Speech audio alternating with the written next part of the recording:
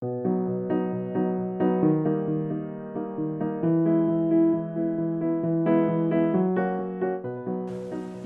understands what's coming.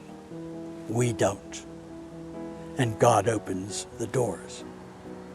Now, if you want the story about that happening,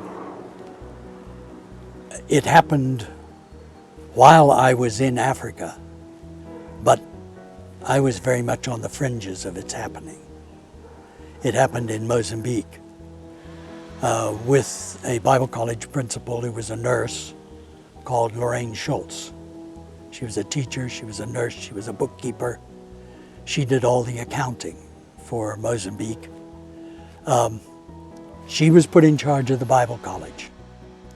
And she decided that her people in Mozambique, when they pastored, they were not going to have anybody in their churches that would know how to do bookkeeping or write a letter. And pastors often had to write letters and write letters to government and so on. So she said, we're going to put into the program a course that will teach you how to write letters, how to type, and how to do basic bookkeeping. After she started that, young people started saying, can we come to Bible college and learn those classes? Well, we'll be happy to take some Bible courses too, but we don't want to be preachers. We want that. She talked to her board. Her board said, that's an excellent idea. Let's do that. Our young people need to be able to get jobs. Well, there's a little problem with that. The rules, and you know, as Nazarenes, we always keep the rules. The rules say you can't use general budget money that is designated for the churches to run your education programs or your medical programs. Those are separate. Those are funded separately. Lorraine said, we just won't bother saying anything. Lorraine's school changed from being a school with 15 or 20 students to 50 students to 100 students to close to 200 students, and only 15 or so of them were preachers. She was running a training school for secretaries and treasurers. That, of course, caused some ill feeling, maybe. Injustice, some felt. You're breaking the rules, you're taking money that should be involved in preparing preachers, and you're using it for simply helping kids get jobs. Lorraine was rather unique in the way she did a lot of things. She was stubborn. She carried on with what she felt was right, with the support of her board and the support of most of the missionaries that were in Mozambique. My sister and her husband were two of them that were there. And then something happened. War broke out. Insurrection came. You had the people of Mozambique fighting the Portuguese leadership. And before it was all over, all missionaries were forced out of Mozambique. No missionaries, no connection. When all of that was over, in the mid-80s, we began to get permission to go back into Mozambique. Things had totally changed. It had become an independent country. We had not seen anything among our people there. One of our missionary couples was allowed to go back in and visit. They said, well, the church in southern Mozambique is thriving. The church in Maputo, the capital city, which was right at the very bottom of Mozambique. All our work was down at the very southern tip, where it was narrowest and only about 50, 60 miles wide. And we had a lot of churches down there. We'd organized them eventually into 4 or 5 districts. And They had started up their Bible college again. One of the African pastors took it on himself to train others. They had already opened over 10 new churches out of that Bible college. They were spreading all over the place. You began to realize God was doing something there. I went with the principal into the offices of the government officials that controlled all the various aspects of setting up a Bible college. We were trying to find a place where we could have a Bible college.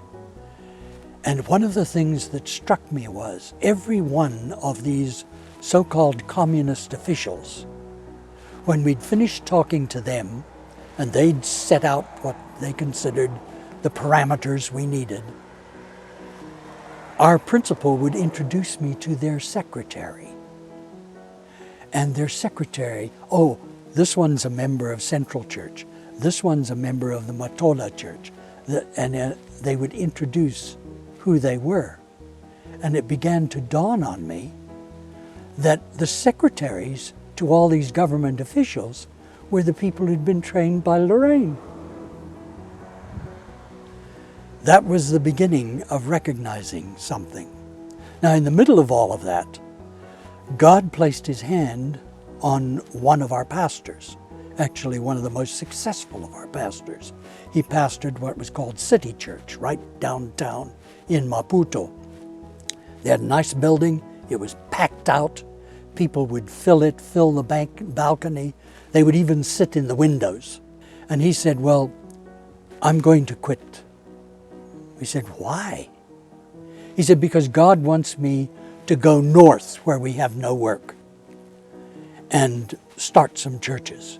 God wants me to take the holiness message to the rest of Mozambique. And everybody said, we don't have the money to do that. They said, it's impossible. He says, I don't need the money. He said, I'll go. He said, I'll arrange this. I have friends in the Air Force and friends in the Army, and I'll get a ride, and I'll take my family and we'll go. It was quite a move of faith. His name was Jonas Mulate. And Jonas left his church, went north.